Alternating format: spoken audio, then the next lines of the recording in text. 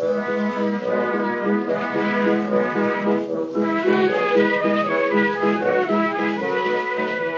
to Lawmen, a podcast about local legends and obscure curiosities from days of yore, with me, Alasdair Beckett-King. And me, James Shakeshaft. And James, I have got a tale of mystery and attempted murder for you from the reign of Long Queen Victoria, as everyone is now calling her. Yes, they are. We did this one live. We did it live in Balham. I don't know if you would call them an audience. Would you say 2 handfuls of people? Yes, depending on the size of your hands. And the people? Like 1 handful for James of people at the Cheerful Earful Podcast Festival. But we had a lot of fun. And we hope you will too. It's the mystery of Vickys Ticker. Vicky Ticker. Vicky Ticker. Vicky Ticker.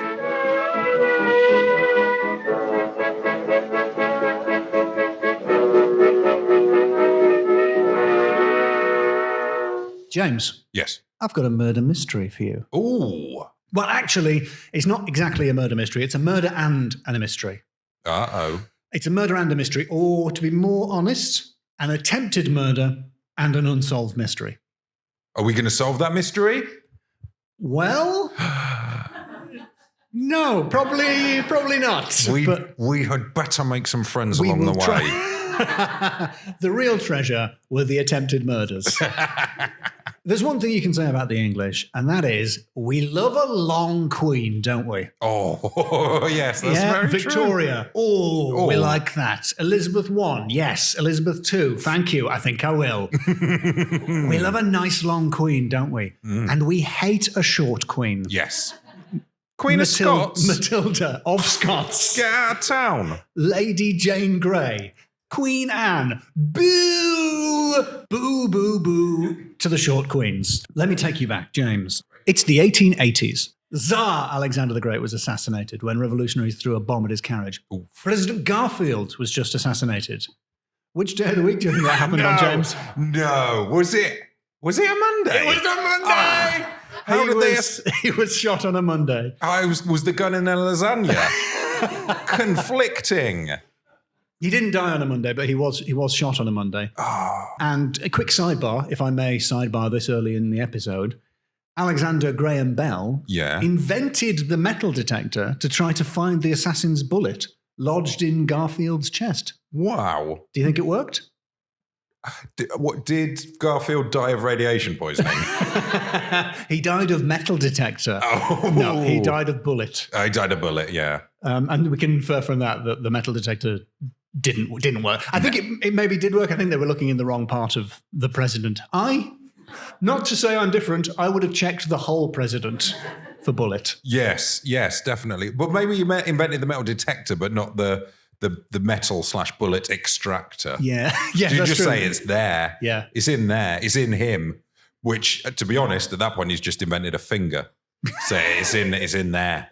I mention that only to say that the assassination of public figures was in the air in the 1880s. And in 1882, Roderick Edward Maclean took a shot at beloved Long Queen Victoria with a revolver at Windsor Station. I read about this horrible attack in a book called The Lucky Queen by Barry Charles, a guy with 2 first names. And that book was published in 2014.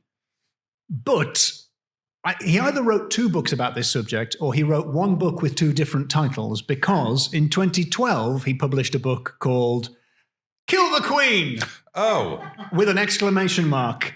And I think maybe after a couple of years the publisher were like, let's change the title to something less inflammatory. Oh, I thought that might have come out afterwards, and that was like the musical version because it had an exclamation mark at the end. No, it was originally Kill the Queen, and then it was The Lucky Queen, which I still think, I mean, maybe not that lucky in the context of all the attempted assassinations. As soon as I started reading about this, I thought, this is a good premise for a podcast. And of course, it turns out there already is a podcast if you want to know like this, but with more facts. You can listen to the BBC Sounds podcast, Killing Victoria, by Dr. Bob Nicholson. I just feel like if you're a Dr. Bob, you probably want to be called Dr. Bob. Yes. Now, Wikipedia lists Roderick Maclean's nationality as Scottish. And the first thing I read about this guy... Roddy Maclean? Roddy Maclean, okay. Yes. We've got a picture, actually. I wasn't ready for that. Oh. The prisoner? I have to lean my head. Yeah. Spoiler alert, they caught him. There is a picture from the London Illustrated News of Roderick McLean and his gun, not to size, otherwise it would be twice the size of his own head. And there is an image of him being apprehended there. Whoa. As depicted in the London Illustrated News. Can we talk about some of these people in Yes, these pictures? absolutely. First of all, the guy on the back. I like the guy on the back of the carriage. I think like his that's energy. John Brown, I think. That's John Brown. That's from comedy. That's Billy Connolly's John Brown. That's Billy Connolly's John Brown. He's like, get her out of here. He's like, hey, don't you dare. The River Clyde. My impression of Billy Connolly saying the River Clyde. I can only do that. I can only do that river. That's very good. Can't have him saying any other rivers. The ooze would be quite easy in a Billy Connolly voice.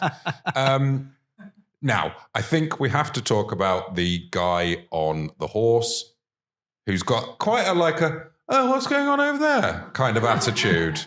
And his horse, which is going, let's just get out of here. This seems dangerous. And then, of course, there is the guy shooting, of course. Yes, and that's Roderick McLean. McLean or McLean, I'm not sure how you would pronounce it. I've got a new favourite. Who's that? The guy whose monocle is about to fall out.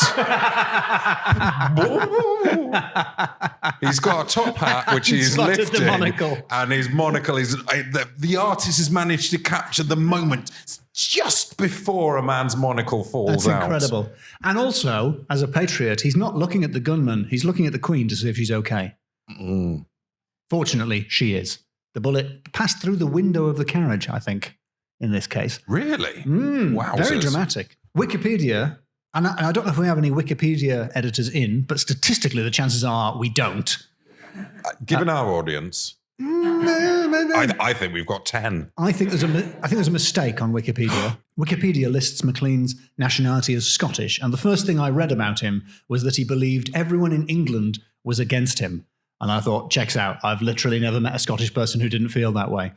But as far as I can tell, he's not Scottish. He was born in England, he was born in London, and so was his dad. So I just think Wikipedia is wrong. He's not Scottish. As far as I can tell, he just has a Scottish name. And a Scottish attitude. And a Scottish attitude towards the English. He wasn't Scottish, but he was tragic. I don't mean to imply that all Scottish people are tragic. He was kind of a tragic figure. He came from a wealthy family. His father was the proprietor of Fun. What? Is that like the sort of the chief inspector of Bants? The landlord of Glee. No. Was he constantly on a stag do? It was a humorous magazine, and we can only imagine how hilarious like an 1880s satirical magazine must have been. It's all pictures of Benjamin Disraeli or someone. It's basically a Toby jug with some labels. Yeah. Yeah.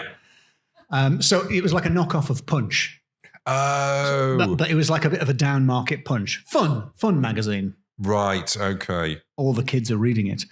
But Roderick's life was the opposite of fun. He didn't work. He lived off the charity of his family, who sent him a pittance. And by this time, he was basically... Were they English? They were English as well. They were English. I mean, this checks out. He's all the English people are against him. To get him. He was going from town to town in the South Coast, and he wrote a poem to Queen Victoria, which was very bad and full of spelling mistakes. And it was returned unread. Because the Queen doesn't accept unsolicited poems. That's true. Because if the Queen were to write a poem like that, he would be able to sue... Then he could sue her for giving her the idea for the set on the throne poem. Yes. It was returned by Lady Biddulph. Biddulf. I mean, Biddulph. Lady Biddulph, the Queen's lady in waiting, which I always think sounds kind of dangerous, being a lady in waiting. It's like lying in wait.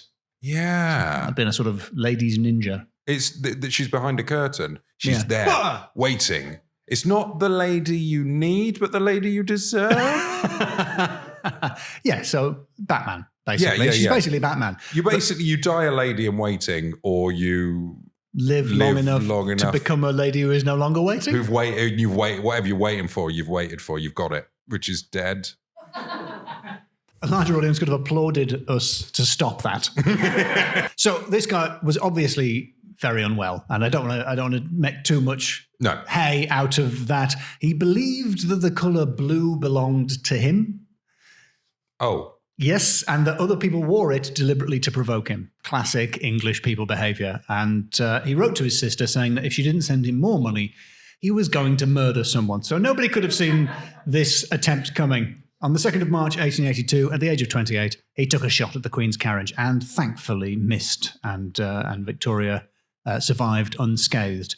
According to the Illustrated London News, 3rd of November, 1882, he was apprehended by some Eton boys who, from the account, sound frankly insufferable. Oh, yeah. It was a big deal, and he wasn't the only bad poet involved, because William Topaz McGonagall, What? famously one of the worst poets in the English language, supposedly, he's famous for writing a poem about the Tay Bridge disaster, which I'm looking around for recognition. Yeah, whoa, the Tay Bridge disaster. That's on tape now, that you support that. What colour's topaz? I don't know enough about colours. Is it a yellow? It can be a yellowy good. red, but I think it comes in a variety of colours. Why do you ask? Well, because if he thinks blue, people wear blue to mock him, and then we moved and then on. A blue guy, and then a blue guy. William Topaz McGonagall did mock him, I'm afraid. Yeah. I think you can get blue topaz. He wrote a really terrible poem. James, would you like to read the poem? The scansion on it is bad. Yeah. Okay. This is only the first 4 stanzas. Whoa. God prosper long our noble queen, and long may she reign. Maclean, he tried to shoot her, but it was all in vain. For God, he turned the ball aside, Maclean aimed at her head, and he felt very angry because he didn't shoot her dead. This is very sarcastic. There's a divinity that hedges a king, and so it does seem, and my opinion is it has hedged our most gracious queen. So you know what? God's not a sexist, actually. Maclean must be a madman, which is obvious to be seen, or else he wouldn't have tried to shoot our most beloved queen. Everyone for the chorus. No, it goes on for many more stanzas, and it's terrible. He's done queen twice. I know he's not rhymed queen with queen, but he's ended 3 lines with queen, and we're only halfway through the poem. Maclean, what do you think happened to him, James? Does it have to rhyme? It has to rhyme with queen, your prediction. Fortunately. Oh, when he saw that it was Maclean and Queen, must be like, brilliant. Okay, guys. Get my poetry box. I think I feel a poem coming on. I think he was Scottish. Did he end up in the clink? Very close. Yeah. Yes, he was found not guilty. What? On grounds of insanity. Which I think, fair enough, like he clearly was mentally ill. Yeah. And he spent the rest of his life in Broadmoor Asylum. Oh. Yeah, which I guess from his point of view was slightly preferable to Eastbourne, because his life had been quite miserable before that. But the Queen was not happy about this, because she was very unhappy with the phrase "not guilty" when he obviously had done it. And so they had to change the law because the Queen was so annoyed. And the Trial of Lunatics Act of 1883, the next year, changed the wording of that to guilty, basically guilty but insane, just to keep the Queen happy. I mean, you should probably, being a queen, kind of learn to kind of get over certain things. But I can see how it would be annoying. Shake shaft to Queen, get over it. Podcaster blasts dead Queen. A very dead Queen, come on. Extremely, but very long as well. Yeah, ever so long. I think the wording is, until like the 60s, was something like guilty of the act or omission charged, but insane, so as not to be responsible. Which, fair enough. But this wasn't the first time someone had tried to assassinate Long Queen Vic, so maybe that's why she was so irritated. Oh, okay. She had many, many brushes with death until 1901, when she had a really big brush. Like a proper brush, like when you get everything out. Yeah, and serious. You'd brush behind. She died, is what I'm saying. Oh, okay. In 1901. I'll stop making jokes. But she had a big brush with old age, so fair enough. Good innings. This was the 7th attempt on her life. The 7th unsuccessful. Maclean was the 7th person to try and get old Long Queen Vic. Rowdy Roddy Maclean? Yeah. Whoa. And in fact, there were several others, which I will recap briefly for you now. Okay. Edward Oxford, 1840, shot at the Queen with 2 pistols. However, the bullets were never found. And so the prosecution couldn't prove that the pistols were loaded. Where's Alexander Graham Bell when you need him? Not born yet, I want to say, because this is like 40 years earlier. With his magic finger to say, bullet. Bullet. Did he have Winston Churchill's voice? Yeah, I believe he did. Good. Great impression then. Edward Oxford was sent to Bedlam before being granted his freedom in Australia later in life. Oh. And he really made a good thing of his life. He made a good fist of his life. Became quite successful in Australia and certainly ended up better than you would expect someone who weirdly tried to assassinate the Queen for no particular reason. 1842, John Francis attempted to shoot the Queen, was convicted and sentenced, but the Queen herself stepped in and reprieved him, and the sentence was commuted to transportation to Norfolk Island. Now then. She really got tired of it, didn't she, by the 7th? Yeah, because early on she's like, oh, let him off. And by the 7th time she's like, you've got to change the law. Make him pay. It doesn't sound as bad as it is, because Norfolk Island sounds really near to the United Kingdom. Yeah, well, it sounds like someone's misunderstood Norfolk. Yeah, it's Australia. It's very far away. It's really in Australia. Far. In 1842, only a few days after the previous attempt in 1842, John William Bean tried again. Mr. Bean? Mr. Bean tried to assassinate the Queen, but it didn't work because his gun was loaded with tobacco instead of gunpowder. Well, but did he smoke a bullet? They were some odd people. The people who tried to do this were odd fellows. The Era newspaper was very unimpressed with this attempt and wrote, "The fiend, miscreant, monster, Bean, has sadly vulgarized treason." Oh. Yeah. Oh, it's very gauche to try and assassinate the Queen with tobacco in your gun. What did Topaz make of it? Surely he's got a rhyme there with Bean and Queen. Well, again, that was in the future, so he hasn't written that yet. That hasn't happened yet, okay, James. But I bet he saw that and thought, no, I've got nothing at the moment. But give it 30 years. In 1849, William Hamilton. Do you think he remembered to load the gun with gunpowder? Yes. Yep, but not. A bullet? He didn't put any bullets in it. Australia for you, William Hamilton. 1872, Robert Pate. Audience, what do you think happened to him? Tasmania. Yes, it's a province of Australia. Basically Australia. 1850, Arthur Connor. Any guesses? New Zealand. It is Australia again. Basically, for most of the 19th century, if you wanted a free trip to Australia, the easiest way to get it was to attempt but not succeed in murdering the Queen. You get to be a prisoner in Australia, presumably. Yeah, a little treat, yeah. Lucky. So those were the many strange attempted assassins of Queen Victoria. As well as having a lot of brushes with death, she was, of course, obsessed with death. But was she, James, interested in the supernatural? The world of spirits. I think she was at the start, she was kind of predisposed to liking supernatural things. Yeah. But then after the sort of the 7th Ouija board, she got really annoyed and changed the rules. Yeah, that's a good guess. We don't really know, but we do have some evidence that she was interested in spiritualism. And that evidence is Vickys Ticker. There's a picture of Vickys Ticker. It's an engraved pocket watch, which supposedly proves that Queen Victoria had an interest in spiritualism. We know that she became obsessed with death after the death of the consort, Prince Albert, whom she loved. Mm-hmm. And there's a theory that John Brown, your friend and mine, Billy Connolly's John Brown. Oh, the ooze.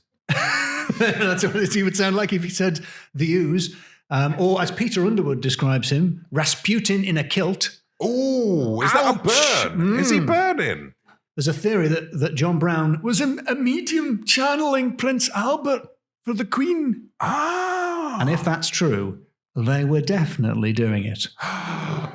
Come on, they were. Yeah. Oh, it's me, it's Prince Albert. I'm back.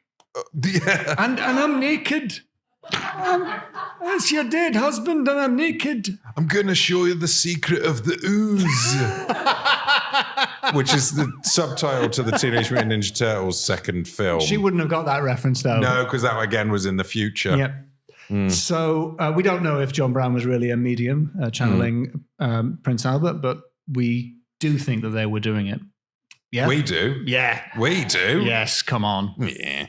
So the watch is a gold presentation watch with an engraving that reads, "Presented by Her Majesty to Miss Georgiana Eagle for her meritorious and extraordinary clairvoyance, produced at Osborne House, Isle of Wight, July 15th, 1846. And there is, weirdly, a second inscription saying, "Presented by friend of the podcast, W.T. Stead." It doesn't say friend of the podcast. I've added that. Yeah, why do I recognise? What did he do? He is the journalist and spiritualist who died on the Titanic. Died on the T. And sort of predicted his own drowning. He wrote up the very good story of a railway ghost that we did earlier on the podcast. Yes. So he was very much into ghosts and spiritualism. It says, presented by W.T. Stead to Miss Etta Wright, spelt E-T-T-A, W-R-E-I-D-T, through whose mediumship Queen Victoria's direct voice was heard in London in July 1911. Now, what might that have sounded like, Queen Victoria's voice being channeled through an American medium, James? What a lovely, lovely watch. It's Bane. It's Bane from Batman. Or it could easily have said, "Oh, the ooze," which is sort of because she was doing John Brown. She was, so to speak. Yes. She was doing an impression of John Brown as an American. Good. So my source here is Peter Underwood's 1986 book, Queen Victoria's Other World. And the story of this watch is that... Any exclamation mark in there? No. Okay. It would be weird if it was Queen Victoria's Other World. Yes. Queen Victoria's Other World. The story goes that a young medium performed for the Queen at her house on the Isle of Wight, but tragically died very, very young, around the age of 11, shortly afterwards, before the watch could be presented to her. And so the Queen asked Stead to present it to someone deserving. Oh. And he gave it to, in 1911, Etta Wright. From the Isle of Wight. Because she was able to channel the then dead Queen's voice. Right. Not just because it rhymed. It wasn't a topaz in the making. No. This story was popularised by Psychic News. Breaking Psychic News. You know it already. May 23rd, 1953. With the headline, Queen Victoria's Seances. There's an article by Fred Archer, and you can see there's the Queen there, the audience can see. Looking bored. And maybe the Queen, not the audience. Maybe she's looking bored because she's read the article, which begins, sorry, Fred Archer, but it's not a particularly strong start. It starts, the story begins, as it should, with Queen Victoria, matriarch of the House of Windsor, beyond whose reign living memory does not travel. In a sense, it begins before the beginning, the start of modern spiritualism, that is. It's like, you need to do basic journalist training. This is a boring start. The first paragraph should contain enough information that if I stop reading, I've learned something. Yes. Just looking at what we've got up here, they're not implementing that in any way. No. This one starts, this is the first of a series of articles we present to commemorate the coronation. Come on, Psychic News. Fred Archer goes on to say that 2 years before the Hydesville rappings, he's referring, of course, to the case of the Fox sisters. Okay. You got really excited when I said rapping. Yeah. Straight out of Hydesville, it's the Fox sisters. We're the Fox sisters, and we're here to say things that dead people tell us. We're the Fox sisters, and we're here to make weird noises with our toes. Yes. 2 years before that happened, but 2 years before the rappings reverberated round the world, the Queen had already held seances at Osborne House, her home in the Isle of Wight. And there are several odd details to this story.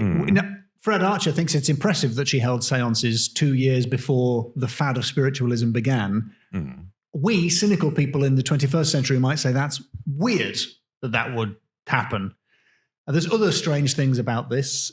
Georgiana Eagle is strange. There's a picture of Georgiana Eagle, the wizard queen and mesmerist. She's the only Georgiana Eagle anybody can find is a stage magician, not a clairvoyant, not a serious spiritualist. Now, Alasdair, this picture, James.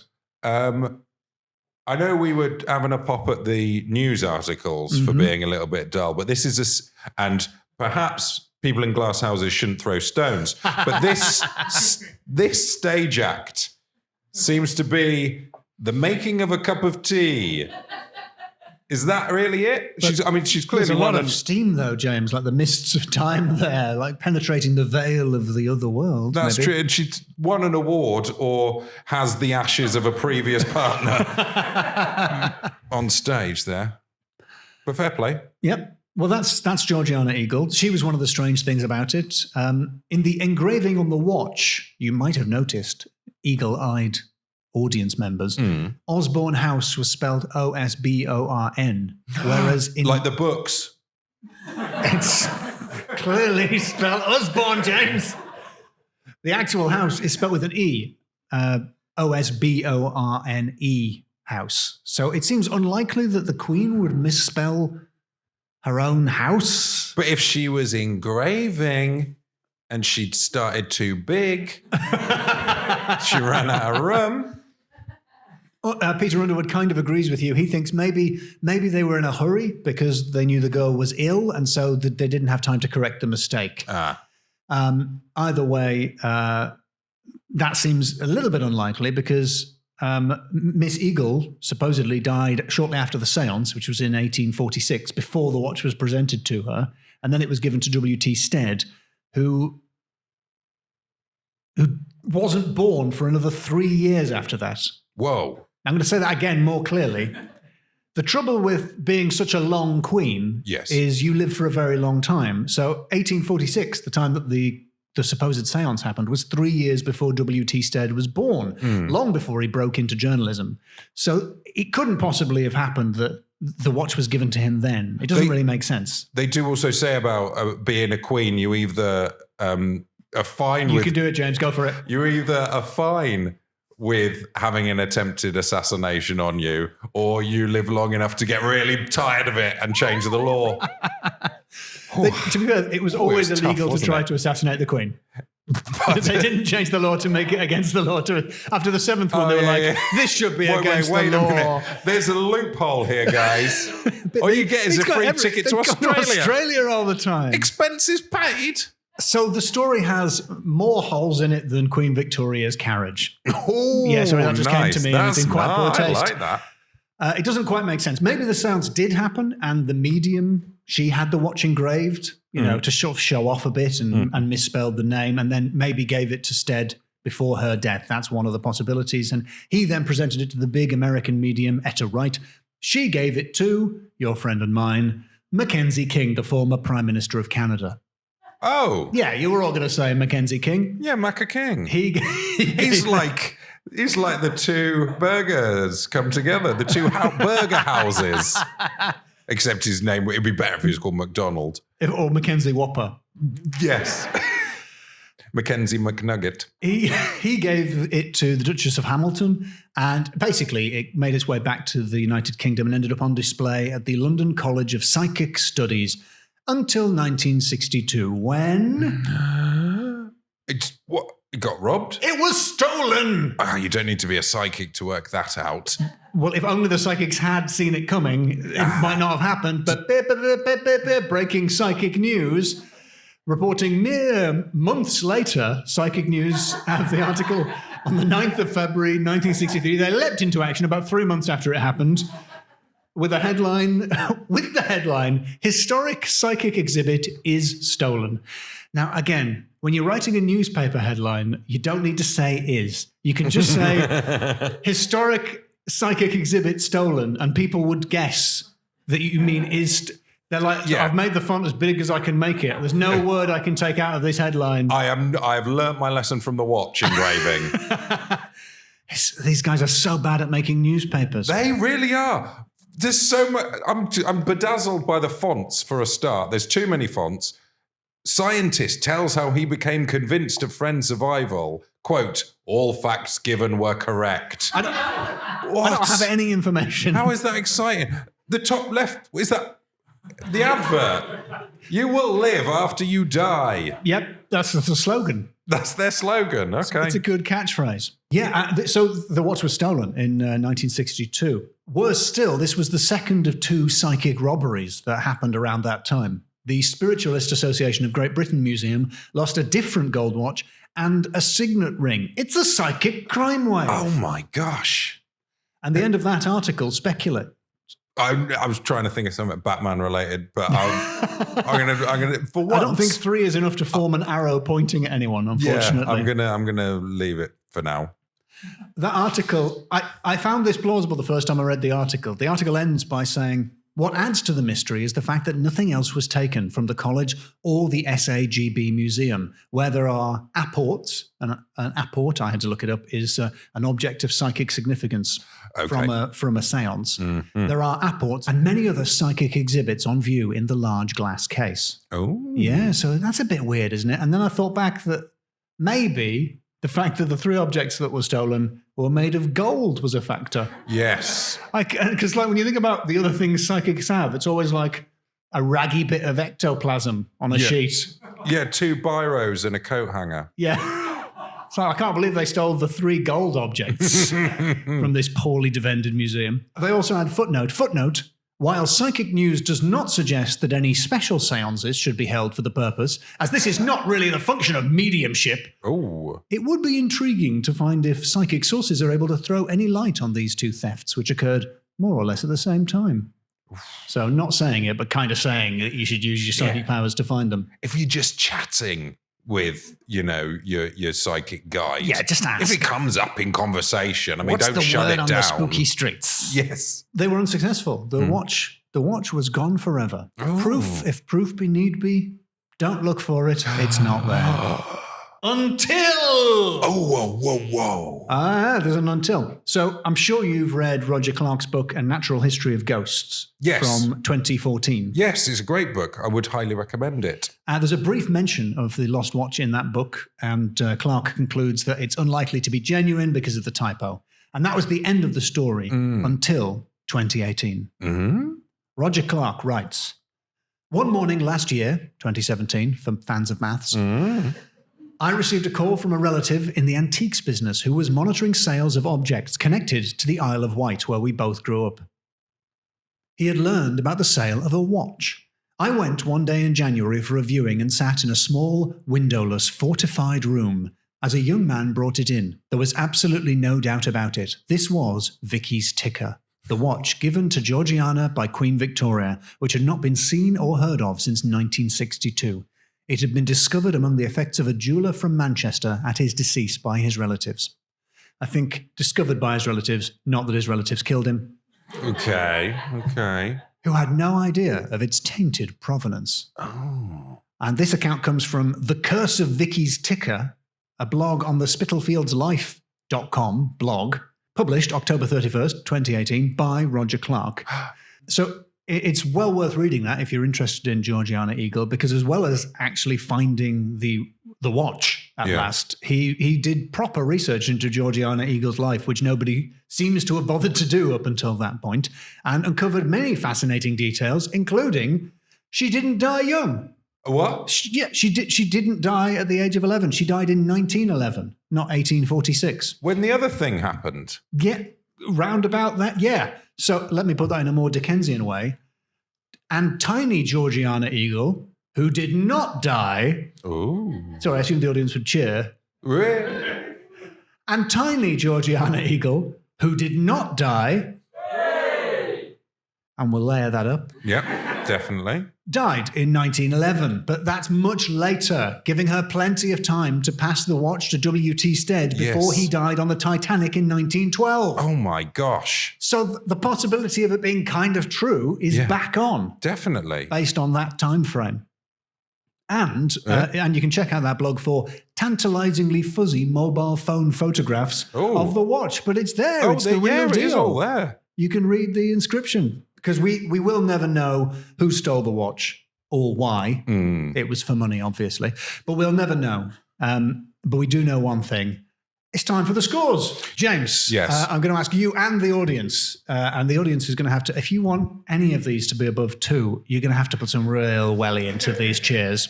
I would like you to score this story, the story of Vicky's Ticker. I'd like you to score the story of Vicky's Ticker. Firstly, in the category of supernatural. It wasn't that scary. It wasn't very scary, was it? There wasn't much to it, was there? What do we think? We shouldn't do a 1. You shouldn't do a 1. Why are you trying to talk them into a 1? But if it's justified. There's some clear head shakings. Some people are walking out. Most people. A lot of people, about 400 people just walked out. Wow. What do you say? Should we say a 2? Should we go a 2? We'll go a 2. Fair enough. Fair enough. I'm happy to take that bullet. Australia with you, James. Second category is names. Now come on. Here. Yes. The Wizard, Queen and Mesmerist. Yes. Georgiana Eagle. Mr. Bean. Mr. Bean. I rest my case. That silly thing when he tried to do the other silly thing. Yeah. Double Bean. William Topaz McGonagall. Topaz McGonagall. Rod McLean. Yes. Okay. Roddy. It made me think of Rowdy Roddy Piper, but it really doesn't have any of the same noises. Kill the Queen. Kill the Queen. Great name for a book. Probably seemed like a really good idea. Any rivers? Did we mention any rivers? I think we did. The Ooze. The Everglade. I don't know whose voice I'm doing. Mackenzie Whopper. Mackenzie. Yes, the King Whopper. of Canada. Thank you for reminding us. Thank you very much. Mackenzie McPhillips Whopper. Yeah, Happy Meal, low fish. Right. I obviously know more about the McDonald's menu than the Burger King one.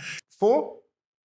4 for names? 4 for names? Or would you push it to a 5? I think there's some. We're looking there's some enthusiasm ups. for a 5. People are motioning to turn it up to a 5. There were some really boringly named assassins, I will admit. Like, we've forgotten about the most dangerous animal of all, the lady in waiting. Yeah. Lady Biddulph. Nobody went with me on it sounding dangerous, but Biddulph. Here she is when you don't expect her, Lady Biddulph. She sounds like she's making the noise that you'd hear when you were being stalked by a lady in waiting. Biddulph. Like what? Yeah, 2 silken slippers land on the ground behind you. Yeah. Before you've turned around, head clean off. That's the last noise you hear. Biddulph. It's the sound of your head dropping on the floor. Oh, yeah, you can hear it from your own ears in a few seconds. Yes, and of course, Fun Magazine. Fun. It's a bit of fun. Yeah, actually, I'm going to push it up to a 5. I'm going over your heads, which have just been taken off by the assassin, Biddulph. Okay, thank you, a 5. My third category. If you come at the Queen, it's actually a lot better if you miss.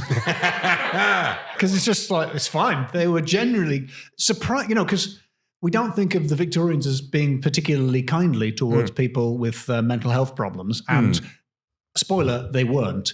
But actually, the court system does seem to have treated these guys relatively fairly. You kind of would have thought they would all just have been immediately executed. Yes. But they weren't. Yeah. Okay. Yeah. And it's good because it plays on that phrase, which I think is from The Wire. It's from The Wire, yeah. Okay. You could have taken credit for that. Well, I wouldn't have known. But I did write The Wire. Ah, okay. Yeah. Oh, yeah, because you used to be a beat cop in Baltimore. Yes. I spent a lot of time with the Baltimore cops until I learned their idiom. They say things like, hey, I'm police in here. I'm from Baltimore. Are you confusing it with Balamory? Yes. Okay. What's the story? Baltimore was the original name of The Wire, and they changed it to The Wire. Anyway, what are we going for? You come at the Queen? It's actually a lot better if you miss. Yeah. 5. I think it's a 5. I think it's a 5. Because there was, unless we're doing Ludo bounce back rules, because it happened to 6 people did it. A 7? Well, it wasn't that great for the last one. She changed the rules. No, because he still got away with it. She changed the rules after he was found not guilty. Okay, then. It's a full 7. It's a full fat 7. I won't do a Ludo rule. Thank you. It would be bad to do it now. Final category. Is this a wind-up? Because, there's so many layers of meaning here. Yeah, you better start groaning. So, it's a watch.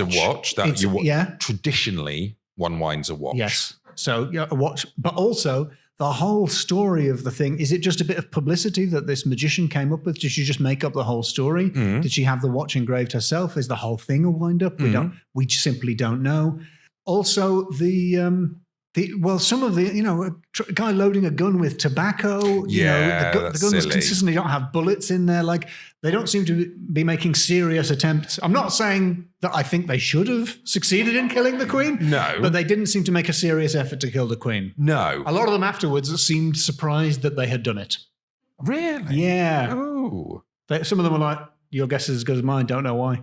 And then there's the stories around the watch as well. All the stories around the watch. Whether the psychic died or lived on till 1911. Exactly. And What's Etta going on? Wright producing the voice of the Queen. Did she actually do that? Or did she put on an old lady voice? Did she say, "Oh, I'm the Queen"? Again, Queen Victoria wasn't Scottish, James. I don't... Yeah, but you don't know what happens to your larynx in the afterlife. Because like some people get knocked on the head and they wake up with a Scouse accent, don't they? Mostly Scouse people. Yes. Yeah, is that wind up? Oh, my head really hurts. I'm Queen Victoria. My favourite river's the Ouse. She did. One of the assassination attempts was her being hit on the head. So and that one was actually by far the nastiest of the assassination attempts, which is why I skimmed over it. Okay, well, that was in very bad taste of yours to laugh there, actually. I think I've got to go for a 5 for the wind-up, right? Unless the audience It's got dissents. to be a wind-up. So that is the story of Vickys Ticker. Lovely. Yeah, no. Yeah. Please hesitantly applaud.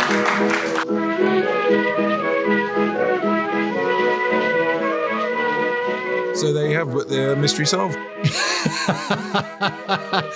You said that very weirdly. Yes, I did. Thank you very much to all the people that did come to see us. It was lovely to see you down in Balham in London. And if you'd like to hear some bonus bits, like the bit where James hilariously misunderstood the brief and researched deaths in the Queen Vic from EastEnders, hop on the Patreon. Yeah, patreon.com/lawmenpod. And you will not only get that, you'll also get access to the Lawmen Discord where you can chat with like-minded law folk. And loads of other bonus bits. And thank you very much to all the people that already do that. And thank you very much, Alasdair. That was a really fun story. Thank you, James. See you soon. Bye. Bye then.